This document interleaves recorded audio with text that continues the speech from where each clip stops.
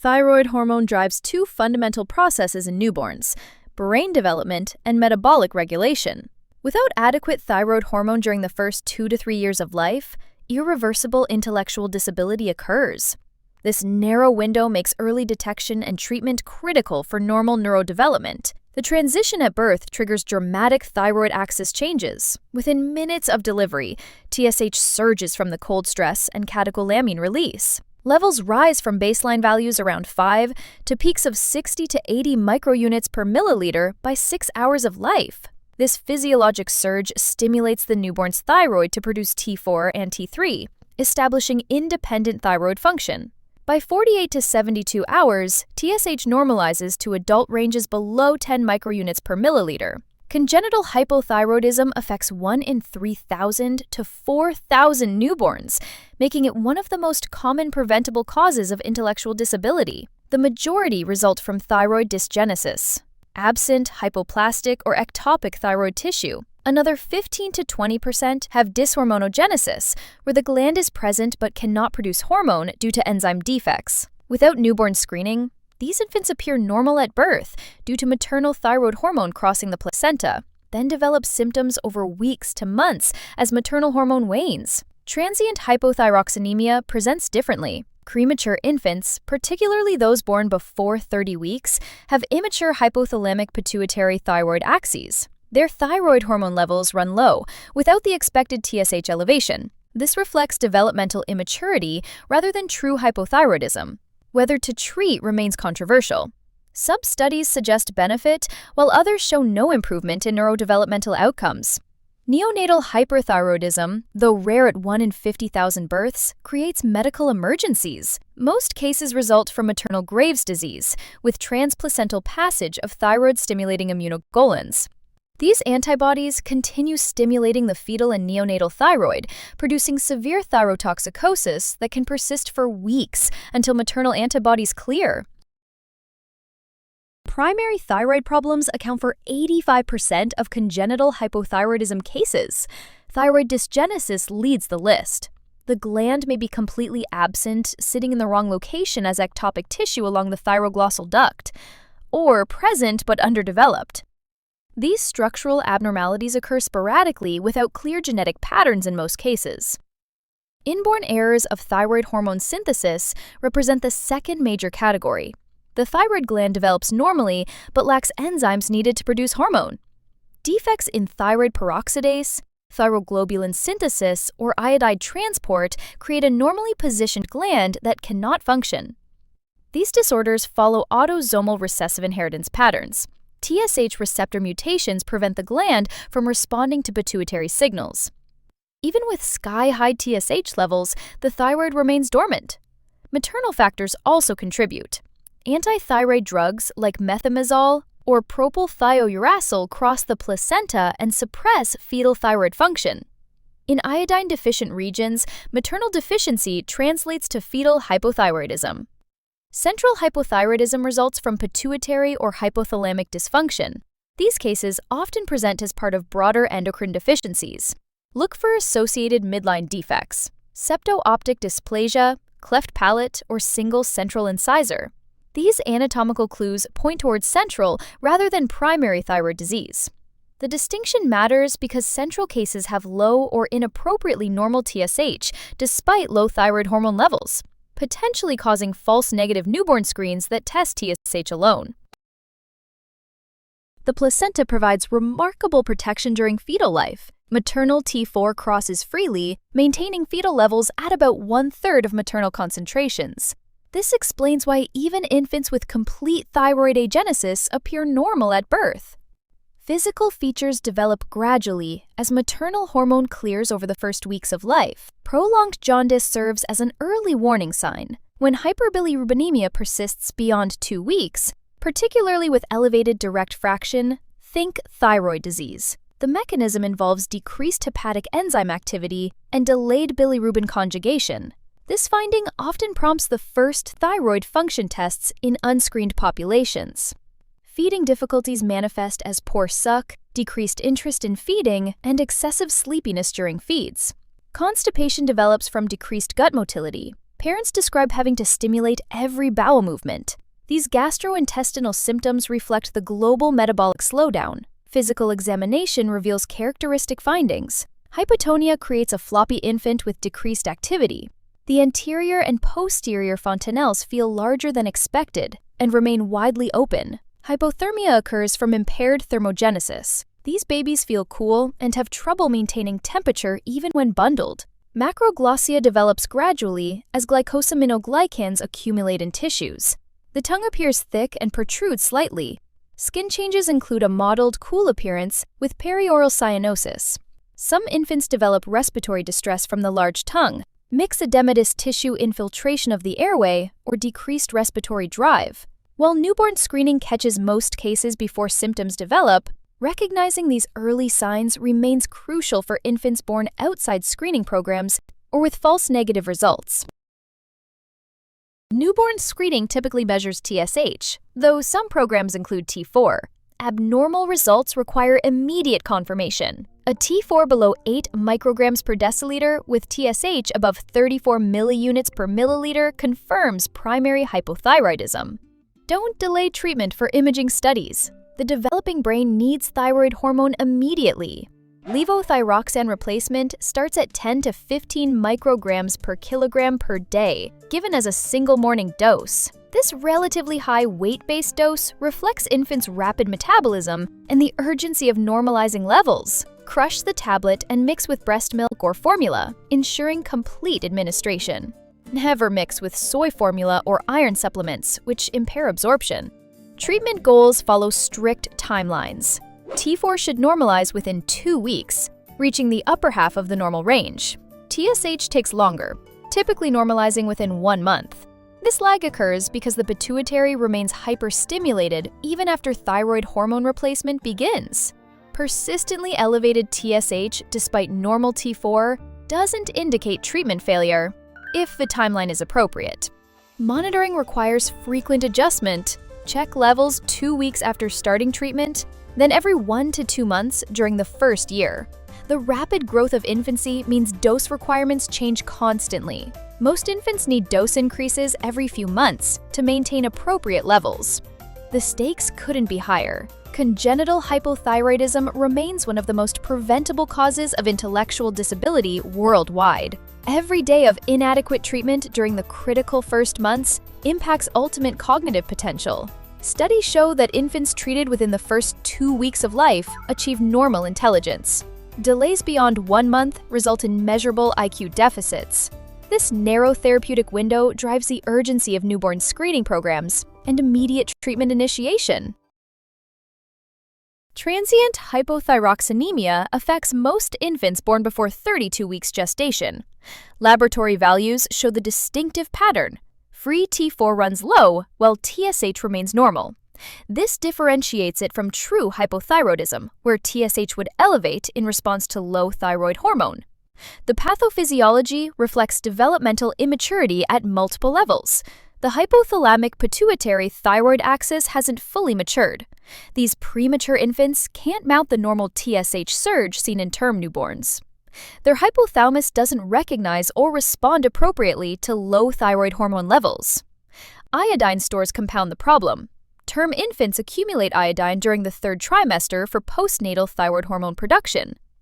Premature delivery interrupts this process, leaving inadequate substrate for hormone synthesis.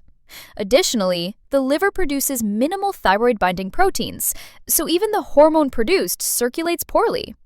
The treatment debate continues without clear resolution. Some studies suggest improved neurodevelopmental outcomes with levothyroxine supplementation, while others show no benefit.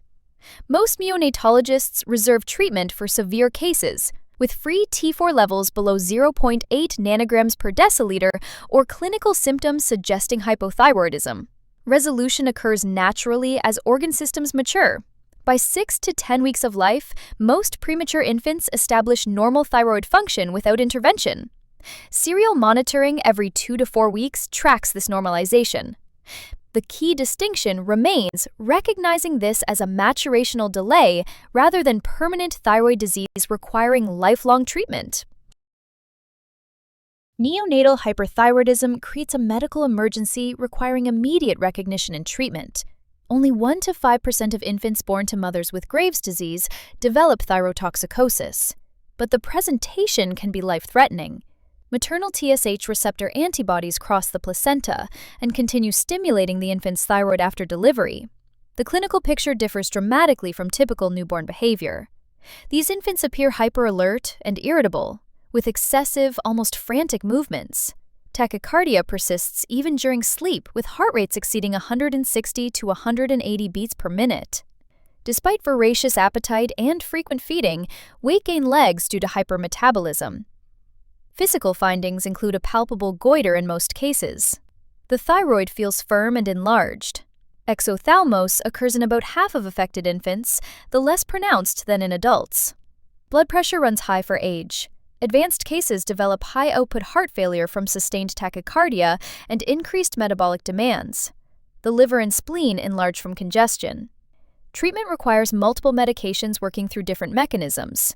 Methimazole at 0.5 to 1 mg per kilogram per day blocks new hormone synthesis, but doesn't affect already formed hormone. Propranolol at 2 mg per kilogram per day controls sympathetic overdrive, reducing heart rate and tremor.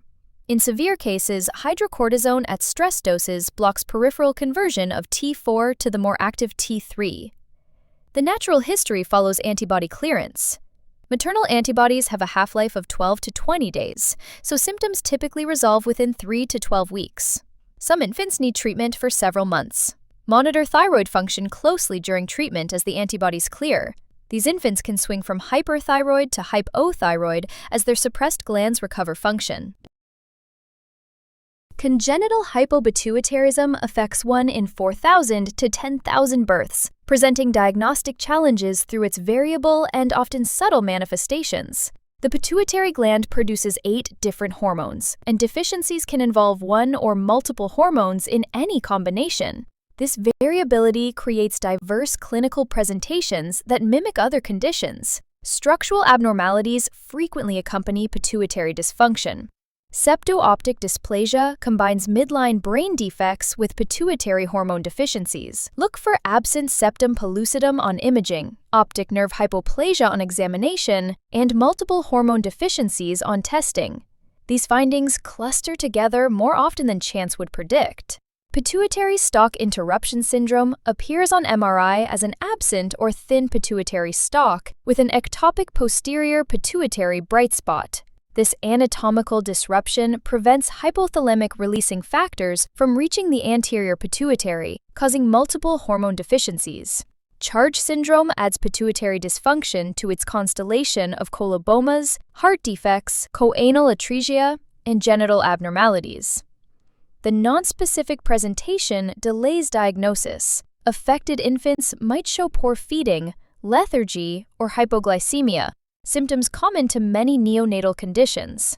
Without high clinical suspicion, pituitary dysfunction goes unrecognized until more obvious signs develop. The key lies in recognizing patterns: hypoglycemia with midline defects, micropenis with prolonged jaundice, or cholestasis with electrolyte abnormalities should trigger pituitary evaluation. Growth hormone deficiency stands as the most common pituitary hormone deficiency in childhood, though its neonatal presentation differs completely from the classic short stature seen later. Birth weight and length remain normal because maternal factors, not growth hormone, drive intrauterine growth. Insulin-like growth factor production depends on nutrition and insulin during fetal life, becoming growth hormone dependent only after birth. Hypoglycemia provides the major clue in newborns. Without growth hormones' counter-regulatory effects, these infants cannot maintain glucose homeostasis. The hypoglycemia tends to be severe and recurrent, requiring high glucose infusion rates. Unlike hyperinsulinism, ketones and fatty acids mobilize appropriately. The problem lies in inadequate gluconeogenesis and glycogenolysis. Micropenis in males offers a specific physical finding. A stretched penile length below 2.5 centimeters in term infants or below 2 centimeters at 34 weeks indicates possible hypopituitarism. The The small phallus results from inadequate testosterone during the critical window of genital development. This finding often combines with undescended testes, reflecting both growth hormone and gonadotropin deficiencies. Diagnostic criteria in newborns differ from older children. Random growth hormone levels above 10 nanograms per milliliter suggest adequate secretion. The stress of birth and hypoglycemia should stimulate robust growth hormone release. Levels of 5 nanograms per milliliter or below during the first week of life, especially with other pituitary deficiencies, confirm the diagnosis. Provocative testing rarely helps in newborns due to immature response patterns. ACTH deficiency creates a distinct clinical pattern that differs from primary adrenal insufficiency. These infants develop severe hypoglycemia and hyponatremia, but potassium remains normal. Why? The adrenal zona glimmer loss produces aldosterone under renin-angiotensin control, not ACTH stimulation. Mineralocorticoid function stays intact while glucocorticoid production fails. Cholestasis emerges as an unexpected but important finding. Within the first 2 weeks, affected infants develop conjugated hyperbilirubinemia with elevated liver enzymes. The mechanism remains unclear, but likely involves cortisol's role in bile acid metabolism and hepatocyte maturation. This cholestasis resolves completely with hydrocortisone replacement, distinguishing it from primary liver disease. Unlike congenital adrenal hyperplasia, these infants rarely present an acute crisis. The slower onset allows partial compensation through other mechanisms. However, any stress, infection, surgery, or prolonged fasting can precipitate life-threatening decompensation. Diagnosis requires stimulation testing, since baseline cortisol varies widely in newborns. The ACTH stimulation test evaluates adrenal capacity, while CRH stimulation assesses the entire axis. A critical pearl. Cortisol deficiency often masks coexistent diabetes insipidus. Once you start hydrocortisone replacement, previously hidden polyuria and hypernatremia may emerge as cortisol's ADH potentiating effects disappear. Initial normal results don't exclude the diagnosis. Repeat testing at 3 to 4 weeks if clinical suspicion remains high as the axis matures postnatally. TSH deficiency produces central hypothyroidism with unique diagnostic challenges. The clinical features mirror primary hypothyroidism: prolonged jaundice, increased sleepiness, poor feeding, constipation, and temperature instability. Macroglossia develops from myxodematous infiltration. Hypotonia creates a floppy infant with delayed primitive reflexes. Without treatment, irreversible cognitive impairment follows. The critical difference lies in laboratory patterns. These infants have low T4 with inappropriately normal or low TSH.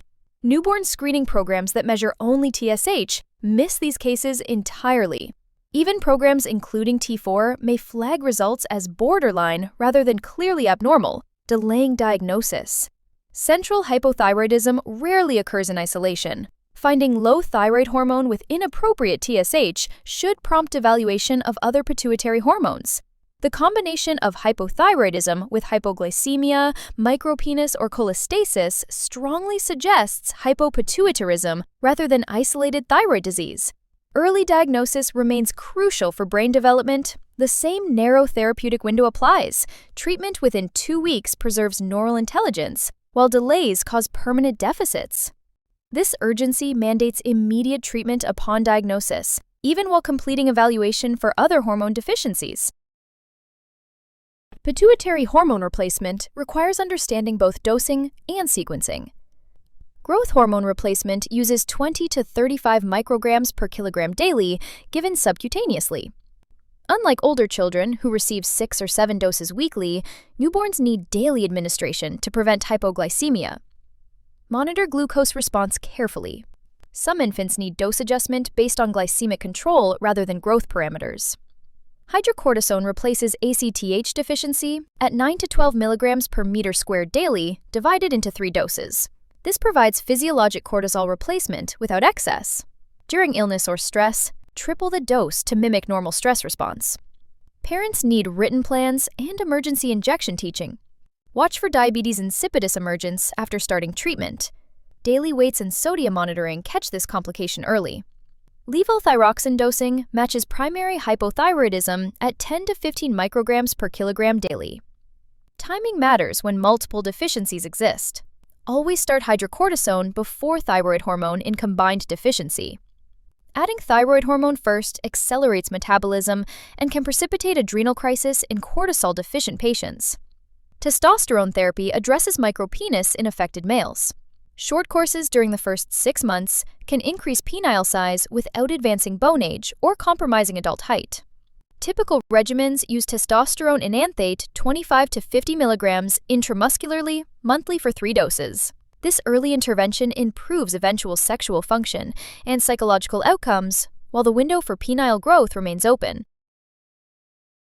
Calcium exists in 3 forms within the bloodstream, each with different physiological significance. Half circulates as ionized calcium, the only form that cells can use for muscle contraction, nerve conduction, and enzyme function. Another 40% binds to albumin and other proteins, creating a reservoir that shifts with protein levels. The remaining 10% complexes with citrate, phosphate, and other anions. This distribution explains why total calcium measurements can mislead. A hypoalbuminemic infant may have low total calcium, but normal ionized levels. Conversely, high protein states artificially elevate total calcium, while the active ionized fraction remains unchanged. Always measure ionized calcium when evaluating symptomatic infants. 3 hormones orchestrate calcium homeostasis. Parathyroid hormone responds within minutes to falling calcium levels, mobilizing calcium from bone and increasing renal retention. Vitamin D works over hours to days, enhancing intestinal absorption and promoting bone mineralization. Calcitonin provides the counter-regulatory brake, lowering calcium when levels rise too high. Normal neonatal calcium runs lower than adult values, at 7 to 10 milligrams per deciliter total, with ionized calcium between 4 and 5 milligrams per deciliter, or 1 to 1.25 millimoles per liter. These lower set points reflect the transition from placental calcium supply to independent regulation. During the 3rd trimester, the fetus accumulates 150 milligrams per kilogram daily of calcium, a massive transfer that stops abruptly at delivery. Hypocalcemia divides into early and late presentations based on distinct mechanisms. Define it as total calcium below 7 milligrams per deciliter or ionized calcium below 1 millimole per liter. The timing tells you the likely cause and guides treatment approach. Early hypocalcemia strikes within the first 72 hours. Premature infants lack adequate calcium stores from interrupted 3rd trimester accumulation. Perinatal asphyxia disrupts parathyroid function through tissue hypoxia. Growth-restricted infants have impaired placental calcium transfer throughout pregnancy. Infants of diabetic mothers develop functional hypoparathyroidism from chronic maternal hypercalcemia, suppressing fetal parathyroid development. Late hypocalcemia after 3 days suggests different mechanisms. High phosphate intake from cow's milk-based formulas overwhelms the immature kidney's excretion capacity. The phosphate binds calcium, dropping ionized levels. Vitamin D deficiency prevents intestinal calcium absorption. DeGeorge syndrome patients lack parathyroid glands entirely due to absent 3rd and 4th pharyngeal pouch development. Clinical signs range from subtle to dramatic. Jitteriness and tremors appear first, often mistaken for normal newborn behavior. Increased muscle tone and hyperreflexia develop as calcium falls further. Seizures occur with severe hypocalcemia, typically focal initially, then generalizing. Apnea, stridor from laryngospasm, and cardiac dysfunction complete the picture. Treatment requires careful technique. For symptomatic hypocalcemia, give 100 to 200 milligrams per kilogram of calcium gluconate intravenously. Infuse slowly over 10 to 30 minutes while monitoring heart rate continuously. Rapid administration causes bradycardia, heart block, or asystole. Never give calcium through umbilical arterial lines. Hepatic necrosis can result. Extravasation causes severe tissue damage, requiring plastic surgery consultation. Dilute calcium in equal volumes of saline or dextrose to reduce vein irritation. Phosphorus metabolism in newborns differs dramatically from adults. Neonatal kidneys reabsorb 99% of filtered phosphate compared to 85% in adults. This adaptation supports rapid bone mineralization during the period of fastest skeletal growth. Despite efficient retention, phosphorus deficiency remains the primary cause of metabolic bone disease in premature infants. Preterm infants face a paradox. They need more phosphorus for catch-up growth but have increased fractional excretion due to renal immaturity. The tubular maximum for phosphate reabsorption develops gradually. Until then, these infants waste phosphorus despite deficiency, requiring supplementation beyond what term infants need. Magnesium disorders frequently accompany calcium abnormalities. Hypomagnesemia, defined as levels below 1.6 milligrams per deciliter, interferes with parathyroid hormone secretion and end organ responsiveness. You cannot correct hypocalcemia without first normalizing magnesium. The two minerals work synergistically in neuromuscular function. Hypermagnesemia, above 3 milligrams per deciliter, occurs almost exclusively from maternal magnesium sulfate therapy for preeclampsia or tocolysis. Affected infants appear floppy, with depressed reflexes, respiratory depression, and delayed meconium passage. The magnesium-induced paralytic ileus mimics Hirschsprung disease, but resolves as levels normalize. Treatment depends on severity. For hypomagnesemia, give magnesium sulfate 25 to 50 milligrams per kilogram intravenously over several hours. Monitor for hypotension and respiratory depression. Hypermagnesemia rarely needs specific treatment. Supportive care suffices as renal excretion clears excess magnesium within 48 to 72 hours. Severe cases with respiratory compromise may need calcium gluconate as a physiologic antagonist.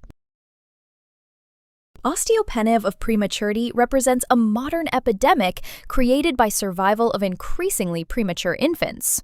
These babies miss the critical third trimester mineral accumulation, then face prolonged hospitalization with inadequate supplementation.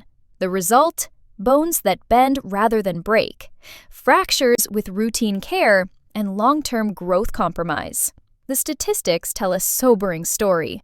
Half of infants below 1,000 grams develop osteopenia. Even at weights between 1,000 and 1,500 grams, 23 to 32% show inadequate mineralization. These numbers reflect our success at keeping premature infants alive, but struggling to replicate intrauterine mineral accretion. Multiple factors compound the problem. Calcium and phosphorus deficiency tops the list. Human milk and standard formulas provide insufficient minerals for catch-up growth. Prolonged parenteral nutrition limits mineral delivery due to precipitation risks. Fluid restriction further reduces mineral intake. Furosemide for chronic lung disease increases urinary calcium losses. Corticosteroids impair bone formation while increasing resorption. Immobility eliminates mechanical stress that stimulates bone growth. Placental insufficiency adds prenatal insult to postnatal injury. Growth-restricted infants start with depleted mineral stores, then face the same postnatal challenges as other premature infants. The combination creates severe osteopenia appearing earlier and progressing faster. Treatment requires a multi-pronged approach. Fortify human milk with calcium and phosphorus to match intrauterine accretion rates. Provide vitamin D at 400 to 800 international units daily to optimize absorption. Institute physical therapy and range of motion exercises. Even passive movement stimulates bone formation. Monitor alkaline phosphatase and phosphorus levels to guide supplementation. Consider specific preterm formulas designed for mineral retention. Most importantly, recognize that standard feeding practices fail these vulnerable infants without aggressive supplementation. Laboratory values in neonatal endocrinology often provide definitive diagnoses when interpreted correctly. For thyroid disorders, a T4 below 8 micrograms per deciliter combined with TSH above 34 milliunits per milliliter confirms primary hypothyroidism. These aren't borderline values. They represent clear pathology requiring immediate treatment. Calcium assessment demands attention to both total and ionized levels. Total calcium below 7 milligrams per deciliter warrants concern, but ionized calcium below 4 milligrams per deciliter or 1 millimole per liter drives clinical symptoms. Remember that ionized calcium represents the physiologically active form. Always prioritize this measurement in symptomatic infants. Pattern recognition accelerates diagnosis through 3 critical associations. First, prolonged jaundice beyond 2 weeks points toward thyroid dysfunction. While many conditions cause extended hyperbilirubinemia, the combination with lethargy, poor feeding, and constipation makes hypothyroidism your primary consideration. The mechanism involves decreased hepatic enzyme activity, delaying bilirubin metabolism. Second, micropenis paired with hypoglycemia signals pituitary deficiency until proven otherwise. This combination reflects inadequate growth hormone causing hypoglycemia and insufficient gonadotropins affecting genital development. Finding one should prompt investigation for the other. Check glucose in any male with micropenis. Examine genitalia in males with unexplained hypoglycemia. Third, seizures with normal glucose require immediate calcium and magnesium evaluation. Hypoglycemia causes most neonatal seizures, but when glucose checks normal, electrolyte disturbances become the likely culprit. The sequence matters. Correct magnesium first, since hypomagnesemia prevents calcium normalization regardless of supplementation. Draw both levels before treatment whenever possible, as even one dose obscures the diagnosis. These patterns transform laboratory values from isolated numbers into diagnostic tools that guide immediate intervention and prevent permanent sequelae.